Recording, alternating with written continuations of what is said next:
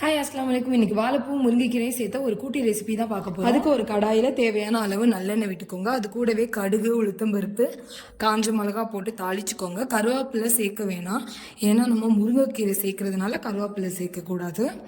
அப்புறம் வாழைப்பூவை நல்லா அரிஞ்சு வச்சுருக்கேன். அது கூடவே பாதி பல்லாரியும் குருவா அரிஞ்சு போட்டிருக்கேன். எல்லாத்தையும் சேர்த்து எண்ணெயில் போட்டு நல்லா கிளறிக்கோங்க.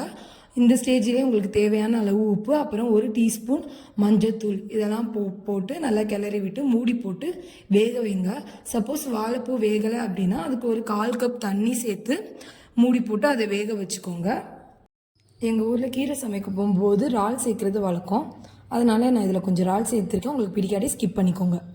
வாழைப்பூ வெந்த பிறகு ஒரு கைப்பிடி அளவு முருங்கைக்கீரை, அப்புறம் ஒரு 1/4 கப் துருவன தேங்காய், இது ரெண்டையும் சேர்த்து நல்லா கிளறி விடுங்க. ஒரு 3 நிமிஷம் நீங்கள் மூடி போடாமல் கிளறி விடும்போதே அது வெந்துடும். அதுக்கப்புறம் அதை நீங்கள் இறக்கிடலாம். ஸ்டவ் ஆஃப் பண்ணிவிட்டு இறக்கிடுங்க. இது நல்லா டேஸ்ட்டாக இருக்கும். டெஃபினட்டாக இதை ட்ரை பண்ணுங்கள்.